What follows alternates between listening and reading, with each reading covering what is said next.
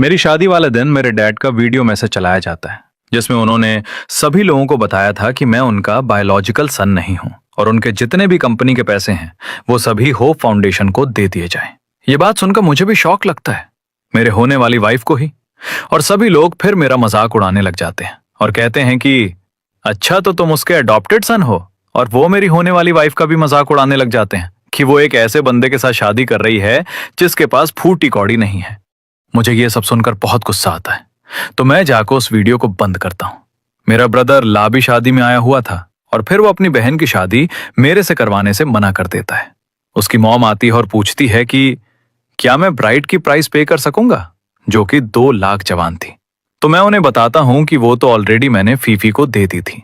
लेकिन मेरी mother in law कोई भी सुनने को तैयार नहीं थी और कहती हैं कि वो मुझे अपनी बेटी दे रही हैं, तो 2 लाख जवान तो मुझे पे करने ही होंगे। उनकी बातें सुनकर अब मुझे भी गुस्सा आ गया था। मैं उन पर चिल्लाता हूं और फिर काम डाउन होते हुए अपनी होने वाली वाइफ हीफी से पूछता हूं कि क्या वो मेरे से शादी करेगी, लेकिन वो मुझसे शादी करने से मना कर देती है। मुझे ये सुनकर बहुत गुस्सा आता है। मैं कैमरे को तोड़ता हूं, उसके भाई की पिटाई करता हूं, तो वो मेरे ऊपर ही हाथ उठा देती है और मुझे कहती है कि मैं एक गरीब बंदा हूं, तो वो भला मेरे से क्यों शादी करेगी, मुझे मेरी औकात में रहना चाहिए। तभी एक बंदा माइक पकड़ता है और वो कुछ अनाउंस करने वाला था कि तभी फिर हम कुछ और हेलीकॉप्टर्स को देखते हैं। वो वहां आते हैं, उनमें से एक लड़की बाहर निकलती है। उसका नाम लिन वेंग था। वो ऑनर ग्रुप की सीईओ थी और इतनी जांग उम्र में वो बिलियनर बन गई थी। सभी लोग उसे देखकर बहुत ही शॉक थे कि वो आखिर इस शादी में क्या करने आई है। मेरे ब्रदर इन लॉ और उसके डैड उसे वेलकम करते हैं, लेकिन लिन में उन्हें इग्नोर कर देती है। मैं वही कैमरे के पास बैठा था उदास सा। तभी वो मेरे पास आती है, मुझे हक करते हुए कहती है कि ब्रदर मुझे माफ करना, मैं लेट हो गई। बाकी के लोग जैसे ये सीन देखते हैं, इसी के साथ ही उनके मुंह खुले के खुले रह जाते हैं। ये हैरानी से उसकी तरफ देखते हुए कहता है कि क्या इसने सिस्टर कहा? वो बताती है कि हाँ, मैं तुम्हारी सिस्टर ही हूं। तभी से वो वीडियो मैसेज याद आता है जिसमें उसके डैड बता रहे थे कि इसकी 9 सिस्टर्स हैं जो कि इसका ख्याल रखेंगे। और ये बात सुनकर अभी भी लोग शॉक्ड खड़े हुए थे। किनवैंग उनको बताती है कि ये फैमिली के जितने भी एसेट्स हैं उन्हें फ्रीज कर लिया जाएगा। ईमान उनके फंड्स को भी फ्रीज किया जाएगा। मेरी होने वाली वाइफ मेरे पास आती है। उसे अब अपनी गलती का एहसास हो गया था। वो मुझसे माफी मांगती है और कहती है कि मैं तुमसे शादी कर सकती हूं, मैं अंधी हो गई थी। तो इससे मैं हंस पड़ता हूं और कहता हूं कि तुम्हें तो किसी अमीर जादे से शादी करना थी ना, तुमने अभी भी जो कहा वो तुम भूल गई। और मैं बाकी लोगों को ये अनाउंस कर देता हूं कि अब से मेरा और फीफी का कोई भी रिश्ता नहीं है। अपने सारे रिश्ते नाते खत्म करके फिर मैं लिन वैंग के साथ वापस चला जाता हूं। मैं अभी भी आज जो कुछ हुआ था उसको लेकर उदास था कि तभी मेरी सिस्टर मुझे ब्लैक कार्ड देती है और कहती है कि मैं इसका यूज करके जो चीज भी खरीदना चाहूं खरीद सकता हूं। शायद डैड ने तुम्हें अच्छे से नहीं पाला, लेकिन मैं हूं ना तुम्हारी बहन, तुम्हारा पूरा ख्याल रखूंगी। मैं रोते हुए अपनी बहन को कहता हूं कि तुम्हारा बहुत बहुत शुक्रिया, लेकिन डैड ने मुझे पहले क्यों नहीं बताया कि मेरी 9 और भी बहनें हैं। लिन वैंग उसे बता ही देती है कि उसके डैड ने उसकी 9 अलग अलग बहनों को अलग अलग फैमिलीज में भेजा था और हमें यही कहा था कि हम तुम्हारे ऊपर नजर रखें। मैं कहता हूं कि क्या है मेरी 9 और बहनें, मैं उनके बारे में और जानना चाहता था। तो लिन वैंग मुझे कहती है कि टेंशन मत लो, सभी से मेरी मुलाकात हो जाएगी, तुम्हारी एक और बहन रास्ते में ही आ जाएगी। तभी दरवाजा ओपन होता है और उसकी दूसरी बहन आ जाती है। वो आते ही अपने भाई के चेहरे को देखती है जिस पर जख्म के निशान थे और गुस्से से कहती है कि किसकी इतनी हिम्मत हुई जिसने मेरे भाई पर हाथ उठाया। मैं उसे देखकर कहता हूं कि क्या तुम ही मेरी सेकंड सिस्टर हो? तो मेरी सेकंड सिस्टर कहती है कि हाँ, और जिसने भी तुम्हें बुली किया है उसे मैं सही अच्छे से सबक सिखाऊंगी, तुम टेंशन मत लो, मैं आ गई हूं ना। फिर वो मेरी इंजरीज पर मेडिसिन लगाती है तो फौरन ही मेरी इंजरी ठीक हो गई थी। और ये देखकर मैं भी हैरान हो गया था कि तभी मेरी फर्स्ट सिस्टर को न्यूज मिलती है कि यह फैमिली वाले हार नहीं मान रहे और उन्होंने अंडरग्राउंड फोर्सेस के साथ हाथ मिलाकर मुझे नुकसान पहुंचाने की कोशिश की है। तो अपनी बहन की यह बात सुनते ही मुझे बहुत गुस्सा आता है। मेरी सेकंड सिस्टर फिर फोन निकालती है और कॉल करती है कि जितने भी इस शहर में हॉस्पिटल्स हैं, किसी भी हॉस्पिटल में यह फैमिली के लोगों का इलाज नहीं किया जाएगा और जो कोई इस रूल को तोड़ने की कोशिश करेगा उसे सजा मिलेगी। इतने में दरवाजा ओपन होता है। कुछ गुंडे लोग जल्दी से हमारी तरफ आते हैं। उनके हाथों में डंडे थे जिनसे शायद वह हमारी पिटाई करना चाहते थे। और एक गुंडा फिर बताता है कि हमें बॉस शेर ने भेजा है और उसने कहा कि हम तुम्हारी टांगें तोड़ने लेकिन तुम्हें जिंदा रखें। मैं फिर उसके पास जाता हूँ और कहता हूँ यही में इतनी हिम्मत आ गई कि तभी दरवाजा ओपन होता है और मेरी थर्ड सिस्टर आ जाती है। उसे देखते ही वो गुंडा नील डाउन हो जाता है और कहता है कि ये तो स्पेशल फोर्सेस की हेड है। वो मेरी तीसरी बहन थी, मुझे हक करती है और रोते मुझे यही कहती है कि किसकी इतनी हिम्मत हुई जिसने मेरे भाई को बुली करने की कोशिश की, और फिर सभी लोगों को बता देती है कि जितनी भी फोर्सेस हैं वह जल्दी से यह फैमिली को पकड़ने में लग जाए। उस गुंडे को पकड़ा हुआ था कि तभी वो मेरे ऊपर वार करने की कोशिश करता है, तो मैं उसके वार से बच जाता हूं और उल्टा उस पर ही अटैक कर देता हूं। मुझे उस दिन मेरे जेड ने बचा लिया था और उसी जेड की वजह से आज मैं जिंदा हूं। और फिर मैं अपने जेड को देखता हूं तो मुझे ये बात समझ में आ गई थी कि ये मेरे डैड का खास तोहफा था जो उन्होंने मुझे दिया था, और इससे मैं एंशिएंट ड्रैगन की तकनीक का यूज करके कल्टीवेशन सीख सकता हूं। मैं अब कल्टीवेशन कर रहा था कि इसके बाद आराम करता हूं तो मुझे मैसेज आता है कि ये फैमिली के लोग फिर से मेरे पर अटैक करने के लिए आ रहे हैं। तो ये सब पढ़ते ही मुझे बहुत गुस्सा आ गया था। मैं इसके बाद अपनी बोट पर मजे कर रहा था कि तभी ये गो आता है, मेरी बोट के साथ अपनी बोट को क्रैश करता है, मेरे ऊपर पेट्रोल फेंक कर मुझे आग लगाने की कोशिश करता है और मुस्कुराते हुए कहता है कि तुमने हमारी फैमिली को नुकसान पहुंचाया है, अब तुम्हारे लिए चीजें ठीक नहीं होंगी। लेकिन जैसा कि मेरे पास ड्रैगन तकनीक थी तो उस तकनीक का इस्तेमाल करता हूं और उससे मुझे कोई नुकसान नहीं होता। मैं अब बिल्कुल ठीक ठाक खड़ा था। तो ये देखते ये गो के तो पसीने छूटना शुरू हो जाते हैं। उन्होंने तो अपनी लाइफ में कभी यह इमेजिन ही नहीं किया था। वह जल्दी से भागने की कोशिश करता है तो मैं फिर अपनी पावर का यूज करके उसकी बोट को क्रैश कर देता हूं, लेकिन वो बचने में कामयाब हो गया था कि तभी फिर मुझे भी रेस्क्यू करने के लिए हेलीकॉप्टर आ जाता है। मैं अपनी दोनों बहनों के साथ बैठा था तो वो ये डिसाइड करती है कि यह फैमिली के हर रास्ते को ब्लॉक किया जाएगा। वह अब इस शहर से नहीं भाग पाएंगे और जहां कहीं भी मिलेंगे उन्हें पकड़कर मेरे पास लाया जाएगा। मैं अपनी बहनों की ये बातें सुनकर बहुत खुश था और फिर उन्हें ड्रैगन तकनीक के बारे में भी बताता हूं। जो डैड ने मेरे लिए पेंडेंट छोड़ा था उससे मैं कल्टीवेशन कर सकता हूं। मेरी बहनें ये सुनकर खुश हो गई थीं। उन्हें पता चल गया था कि मैं बहुत काम का लड़का हूं कि इतने में मुझे किसी की कॉल आती है और मुझे यह बताया जाता है कि फीफी ने एक ऑनलाइन आर्टिकल पोस्ट किया है जिसमें उसने मेरे डोमेस्टिक वायलेंस के बारे में झूठ बोला। अब वो आर्टिकल पूरे इंटरनेट पर छाया हुआ है। हर कोई तुम्हें गालियां दे रहा है कि तभी मेरी फर्स्ट सिस्टर फोर्थ सिस्टर को कॉल करती है और उसे कहती है कि अब तुम्हारा काम शुरू होता है। हमारे भाई को फंसाने की कोशिश की जा रही है, अब तुम्हें उसे इससे बचाना होगा। तो हमारी फोर्थ सिस्टर फीफी को इंटरनेट से ही गायब कर देती है क्योंकि उसे भी बहुत गुस्सा आ रहा था कि उसके भाई को फ्रेम करने के लिए कोशिश की जा रही है। यहगू अभी सबकी वजह से बहुत परेशान था तो वह किसी को कॉल करता है और कहता है तुम्हें जो चाहिए मैं तुम्हें दूंगा, लेकिन वह जिंदा नहीं बचना चाहिए। और फोर्थ सिस्टर भी मुझसे मिलने के लिए आ जाती है। वो मुझे बताती है कि उसने फीफी के लिए क्या क्या अरेंजमेंट की और इसके बाद उम्मीद है कि फीफी को कहीं भी काम नहीं मिलेगा। उसने तुम्हें फ्रेम करने की कोशिश की है तो हो सकता है इसके लिए उसे जेल भी जाना पड़े। तुम उसके साथ जो करना चाहो मुझे बताओ, मैं वैसा ही करूंगी। तो मैं उसे बताता हूं कि मैं चाहता हूं कि वह अपनी फैमिली को डिस्ट्रॉय होता देखे, मुझे इसके अलावा और कुछ नहीं चाहिए। तभी फिर से मुझे कॉल आती है कि कंपनी वाले एक एग्जीक्यूटिव चीफ को हायर करने वाले हैं तो आपको जल्दी से ऑफिस आना चाहिए। फिर हम एक मोटे बंदे को देखते हैं जो कि इंटरव्यू लेने वालों का मजाक उड़ा रहा था, और वह जिस बंदे का मजाक उड़ा रहा था तो उसे भी इन बातों पर गुस्सा आ जाता है। लेकिन इन बातों का असर उस मोटा भाई पर नहीं हो रहा था कि तभी मैं ऑफिस में जाता हूं तो वह मेरा भी मजाक उड़ाने लग जाता है कि किस तरह वेडिंग वाले दिन मुझे धोखा दे दिया गया। उन लोगों ने मेरे से शादी नहीं की, लेकिन उसे मेरी सच्चाई के बारे में नहीं पता था। तो मैं जब उसे अपना कार्ड दिखाता हूं और उसे कहता हूं कि तुम्हें इस जॉब से फार किया जाता है तो यह देखकर वह शॉक्ड रह गया था। वह अब घुटनों के बल था, मेरे से माफी मांग रहा था, लेकिन मुझे उसकी कोई परवाह नहीं थी। तो मैं भी उसे किक मारता हूं और गुस्से से उसे कहता हूं कि तुम्हारी वजह से शैनलम ग्रुप की रेपुटेशन खराब होती जा रही है, तो तुम्हें अब जॉब से निकलना होगा, यहां से दफा हो जाओ। देखो फिर गार्ड्स आकर उसे उठाकर वहां से चले गए थे। तो उसके जाने के बाद मैं फिर पेपर उठाता हूं तो जो इंटरव्यू देने वाला लड़का था वह असल में मेरा ही दोस्त था। वह भी मुझे देखकर खुश हो गया था। मुझे भी जनरल मैनेजर की जरूरत थी तो मैं उसे पोस्ट के लिए कहता हूं कि क्या वो ये काम करेगा, तो वो मुझे मना कर देता है। उसे लगता है कि उसके पास इतना एक्सपीरियंस नहीं है कि वह उस जॉब को हैंडल कर सके, लेकिन मैं जानता था कि उस बंदे में टैलेंट है। जब वो यूनिवर्सिटी में पढ़ता था तो तब भी उसने एक ऐसा मॉडल पेश किया था जिसने इनाम जीता था। मुझे उसके ऊपर पूरा ट्रस्ट था और इसलिए मैं उसे जब यह सारी बातें बताता हूं तो उसे तो रोना ही आ गया था। अब वह उस जिम्मेदारी को लेने के लिए तैयार हो गया था। अब वह फिर अपने काम पर लग जाता है और मुझे कहता है कि मैं इस पूरे की असेसमेंट लगाऊंगा और फिर उसकी एक रिपोर्ट तैयार करूंगा।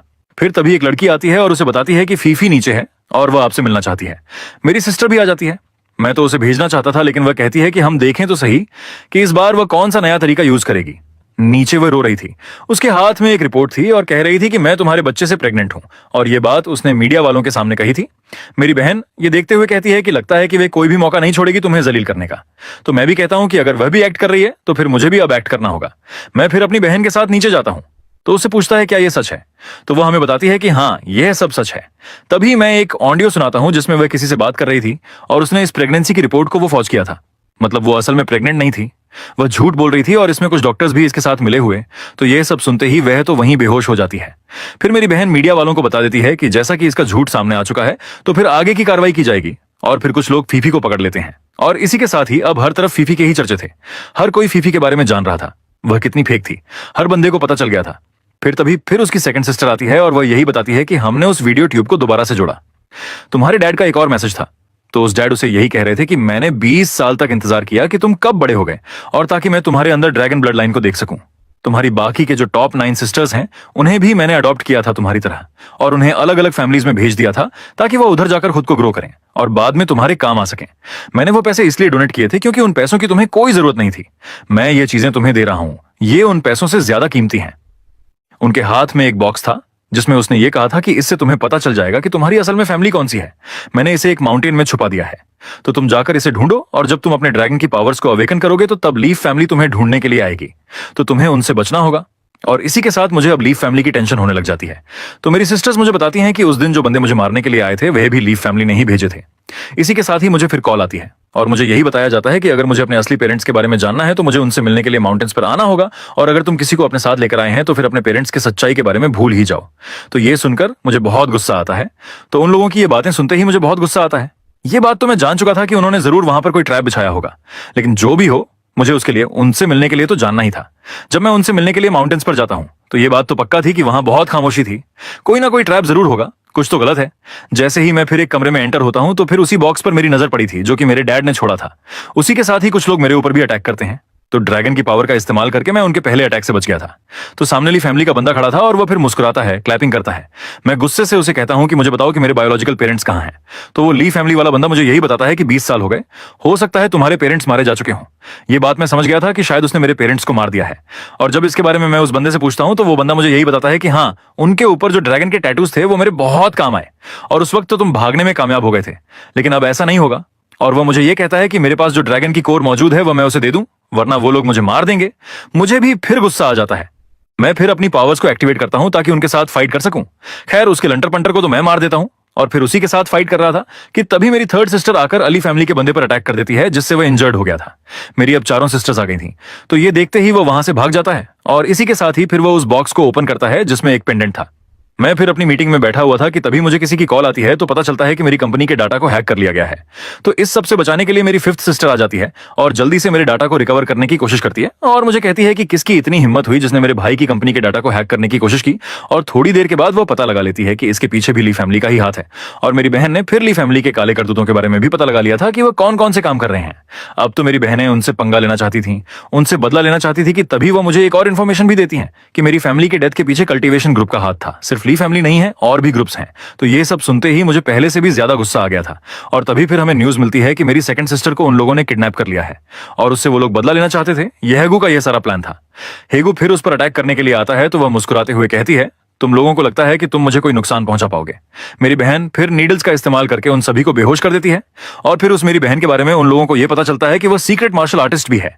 वो लोग सिर्फ उसे डॉक्टर समझने की गलती कर रहे थे कि फिर पुलिस वाले आकर उन लोगों को पकड़ लेते हैं। और इसी के साथ ही फिर मेरी 7 सिस्टर आ गई थी और वो मुझे बताती है कि उन फैमिलीज के खिलाफ उसके पास सबूत मौजूद है, तो इनका यूज करके वो उन्हें जेल भिजवाएगी। तो ये सब देखते ही मुझे तो रोना ही आ गया था। मेरी 7 सिस्टर कहती है कि जो कोई भी तुम्हें बुली करेगा हम उसे नहीं छोड़ेंगे। तो तभी फिर उसे न्यूज मिलती है कि उन फैमिली ने मिलकर उसके डैड के घर पर हमला किया और उन्होंने उसके कॉफिन को डग आउट कर लिया। ये फिर अपने घर जाता है। वह टूटा फूटा हुआ था और ये सब देखकर इसे बहुत ही गुस्सा आ रहा था। ये अब जल्द से जल्द उनसे बदला लेना चाहता था और मेरी बहन जल्दी पता लगा लेती है कि वह असल में मैप के पीछे थे। अब मैप उनके पास आ जाएगा तो वह उसका गलत यूज करेंगे। और यह सब बताने वाली मेरी 8 सिस्टर थी। वह जानती थी कि मैप का यूज करके वह उस जगह पहुंचने की कोशिश करेंगे। उसके पास भी उस जगह का मैप था। तो मैं ये देखकर हैरान ही खड़ा था कि मेरी 8 सिस्टर के पास वो मैप कहां से आ गया। तो मेरी 8 सिस्टर बताती है कि डैड ने उसे मैप को कॉपी करने का कहा था। तो ये मेरे पास उसकी काफी वर्जन है। हम लोग भी फिर मैप का इस्तेमाल करके उस जगह पहुंचने की कोशिश करते हैं और मेरी बहन इसमें मुझे पूरा सपोर्ट कर रही थी। हम लोग एयरप्लेन में उस जगह जा रहे थे कि तभी एक मिसाइल हमारे एयरप्लेन के साथ आकर हिट करता है और फिर हम एक जगह क्रैश कर जाते हैं। तो वह जगह 9 सिस्टर की थी। 9 सिस्टर भी मुझे मिलकर बहुत खुश होती है और इमोशनल हो जाती है। फिर मेरी 9 सिस्टर एक रूम में लेकर जाती है जिधर उन लोगों की एक्टिविटीज के ऊपर उसने पूरी नजर रखी हुई थी कि तभी ये सुनते ही फिर मुझे भी अंदर पेन होने लग गया था। दूसरी साइड हम ली फैमिली के बंदे को देखते हैं जो कि शायद अपने मास्टर से बात कर रहा था और कहता है कि जब गेट्स ओपन होंगे तो उसके बाद ही हमें ड्रैगन से रिलेटेड हर चीजें मिल जाएंगी। और उसने भी अपने लोगों के साथ अब पक्का कर लिया था कि वो मुझे मार के ही रहेंगे। उसने भी बहुत सारे गुंडों का इंतजाम किया हुआ था। तो मैं फिर उससे मिलने जाता हूं तो मुझे देखकर वो खुश हो गया था और कहता है कि आज तुम फाइनली मरने के लिए आ गए। तो मैं उस पर गुस्सा करते हुए कहता हूं कि तुमने मेरे फैमिली के कब्र को खोदने की कोशिश की तो तुम्हारी खैर नहीं। मुझे वो लोगों पर बहुत गुस्सा आया हुआ था। तो ड्रैगन की पावर्स का इस्तेमाल करके मैं उन पर अटैक करता हूं, उन्हें मारता रहता हूं। और जैसा कि गेट ओपन हो चुका था तो तभी ही होली फैमिली वाला बंदा छुपके से उस गेट में एंटर हो जाता है और फिर गेट बंद हो जाता है। मेरी बहनें अंदर नहीं आ सकती थी क्योंकि वहां पर सिर्फ ड्रैगन की ब्लड लाइन वाले ही जा सकते थे। उनके पास ड्रैगन की ब्लड लाइन नहीं थी। फिर मैं भागा भागे कैसे रूम में जाता हूँ जहां मेरे मॉम और डैड की सिमेंट्रीज थी। मैं वहीं नील डाउन होता हूँ और उन्हें कहता हूँ कि उनकी मौत का बदला जरूर लूंगा। कि तभी फिर मुझे मेरे डैड की फुटेज मिलती है जिसमें वह यह कहते हैं कि जब तुम्हें यह फुटेज मिलेगी तब तक हम दोनों मर चुके होंगे। शायद तुम ही ड्रैगन ब्लड लाइन के आखिरी बंदे हो। बाकी लोग इसे नुकसान पहुंचाना चाहते हैं लेकिन हमें इसकी हिफाजत करना होगी। मेरे बेटे, इसके लिए हमने तुम्हारी 9 सिस्टर्स को भी तैयार किया ताकि वह तुम्हारी मदद कर सके। तुम ही अब उस ड्रैगन सील को ओपन कर सकते हो। जैसे ही मेरे डैड का मैसेज डिसअपियर होता है कि तभी ली फैमिली वाला बंदा मेरे पर अटैक करने आ जाता है।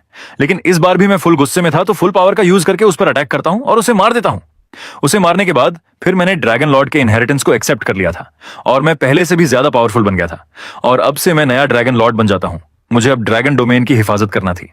मुझे अपनी सिस्टर्स की हिफाजत करना थी और ब्लैक अलाइड साइंस को मुझे अब खत्म करना था।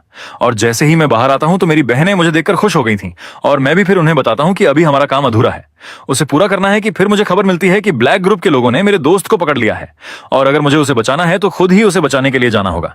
मेरी बहन इसके बारे में डिस्कस करती है कि अगर हमने कोई भी थोड़ी सी गलती की तो इससे मेरे दोस्त की जान जा सकती है, तो हमें आगे एहतियात से काम लेना होगा। मैं फिर अपनी बहनों को बताता हूं कि यह बात मैं भी जानता हूं कि उन्होंने मेरे लिए ट्रैप बिछाया हुआ है, लेकिन फिर भी मुझे जाना होगा।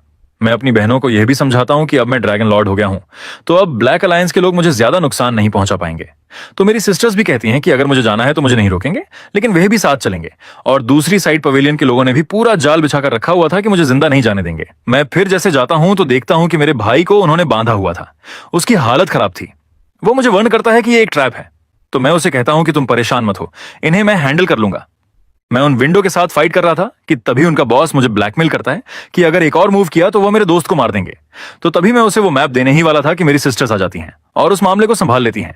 उस बंदे ने उधर बॉम्ब्स लगाए थे और उनके टाइमर को ऑन कर देता है। तो मैं फिर अपनी पावर का यूज करके डोमेन को बढ़ाता हूं और उस ब्लास्ट से अपने दोस्त और बहन को बचा लेता हूं। तभी उसके बाद हमें पता लगता है कि इस ब्लैक पवेलियन को चलाने वाला कोई और नहीं बल्कि वह बंदा था जिसने मुझे अडॉप्ट किया था। वो मेरे डैड थे। फिर कॉल पर मेरी उनसे बात होती है। मैं कहता हूं कि आप तो मर चुके थे, आप कोई और हैं। तो वो बताते हैं कि नहीं, मैं ही हूं। मैंने अपने हाथों से तुम्हारे पेरेंट्स को मारा था। ये बात सुनकर मैं तो शॉक्ड रह जाता हूं।